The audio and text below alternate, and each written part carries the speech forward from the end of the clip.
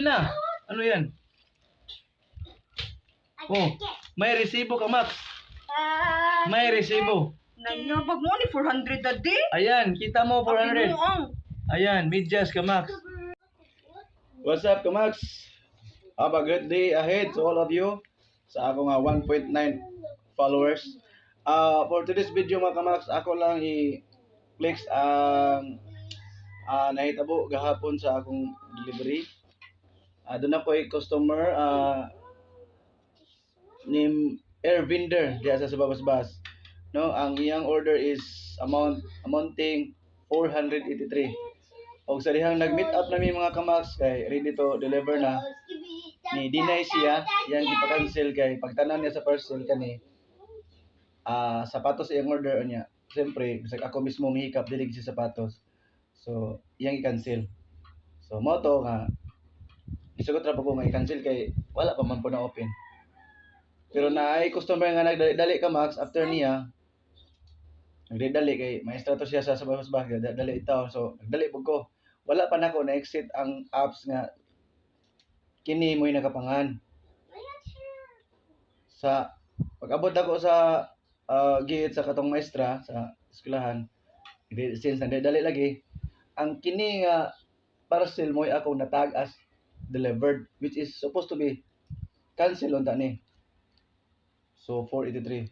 So ang bayaran sa maestra is only 200. So mo to kani gid. So wala na gisa ang customer ni ka-Max ay nagpahiga, nag-cancel lang ni daan sa kuwag kamot unta.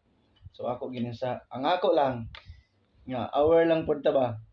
Sige ang kuno na kung sa, pero di ko kadawat aning seller nga gikan sa 127G Fernando Pasay Calakhang Manila, Metro Manila.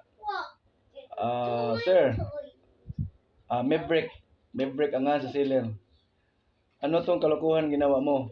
Yung buyer mo nag-order ng sapatos worth of 483. Tapos ang pinadala mo, mukha ba tong sapatos, no? I-reveal natin later. So, shout out diha, Maverick, no? Sa mga buyers, Shopee buyers, ingat kayo kay Maverick. Dahil duda ko, hindi talaga ito sapatos. Ito bang sapatos? So, i-reveal natin. Let's go. Ayan na po mga ka-Max. Hello? Reveal na. Ano yan?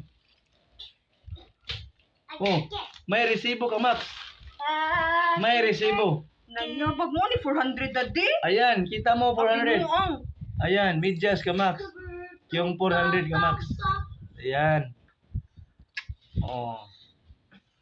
Ito, 483. Para binuang mo na daddy. Uy. Oh. Scam po ito. 483. Makalilisang. Seller. Ayusin mo buhay mo, seller, ha? Napay